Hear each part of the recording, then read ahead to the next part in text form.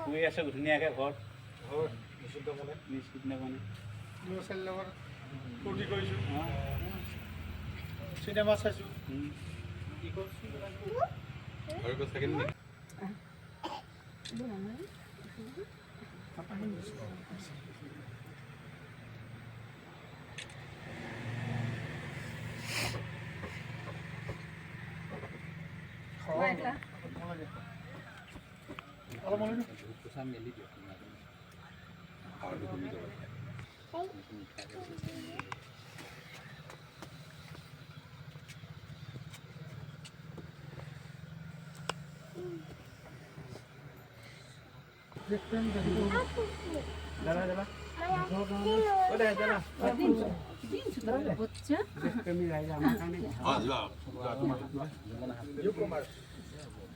জোতা খুলিব লাগিব তেওঁলোকে আমাৰ কাৰণে জীৱনী দান কৰিছে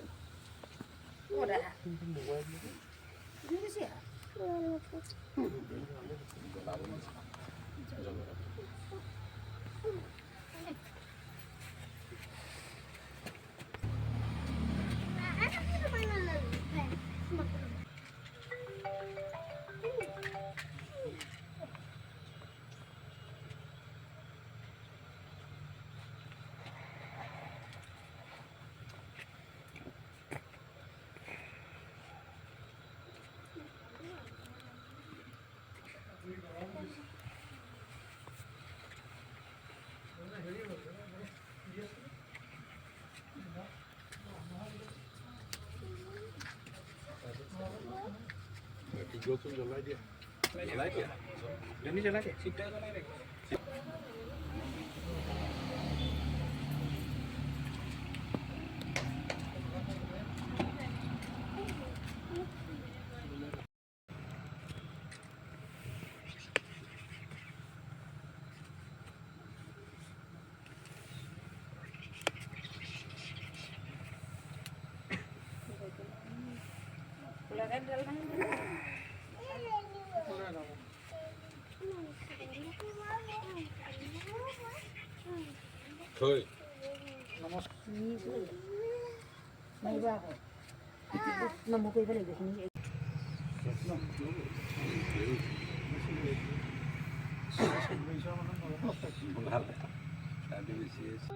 আজি 14 ফেব্ৰুৱাৰী আজি ক'লা দিৱস ব্লেক ডে আৰু এই দিনটো মনলৈ আহিলে আচলতে খুব দুখ লাগে বৈৰী ৰাষ্ট্ৰ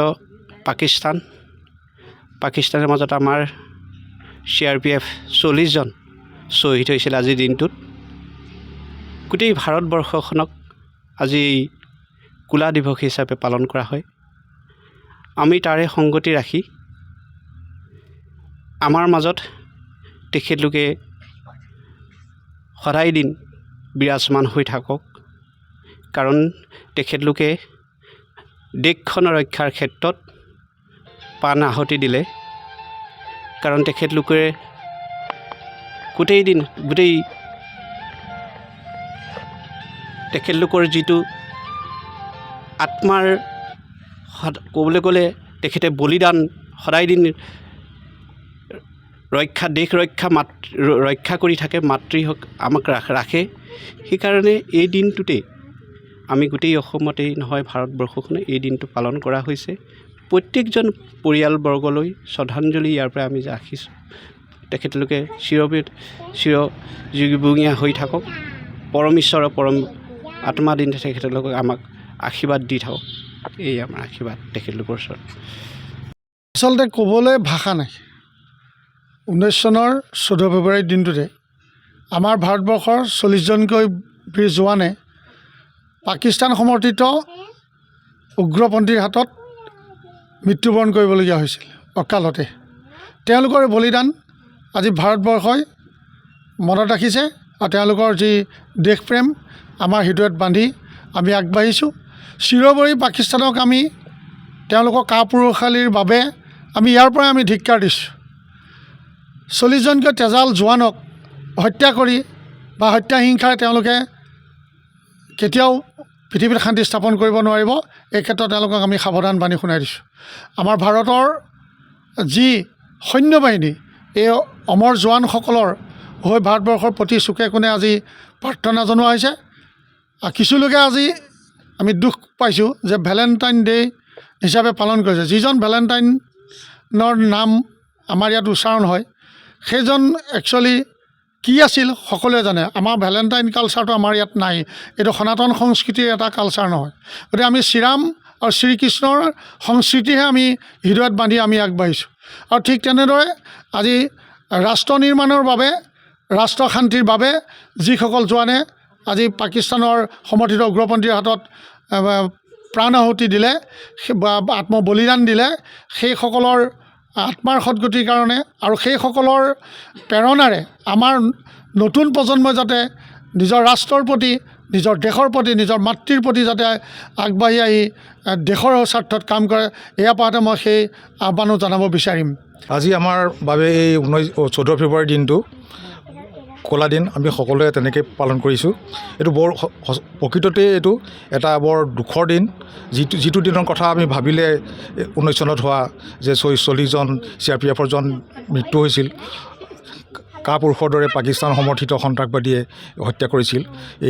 এই ঘাঁটো আমাৰ কাৰণে কোনোদিন নুশুকোৱা ঘাঁহ। গতিকে আমি এই দিনটোত এইটোৱে বুজাই দিব বিচাৰিছোঁ যে আমি তেওঁলোকক শ্ৰদ্ধাঞ্জলি জনাইছোঁৱেই, তেওঁলোকৰ পৰিয়াল বেদনাবৰ্গক আমি সমবেদনা জনাইছোঁ আৰু আমি তেওঁলোকৰ লগত আছোঁ। আৰু ভৱিষ্যতে যাতে এনেকুৱা কেতিয়াও হ'ব নোৱাৰে। আমি আৰ্মি হওক, CRPF হওক, সকলোৰে লগতে আমাৰ জনসাধাৰণো কিন্তু সজাগ থাকিব লাগিব, যাতে এনেকুৱা কাম দ্বিতীয়বাৰ কোনেও কৰিব। বিশেষ বৰ দুখৰ দিন।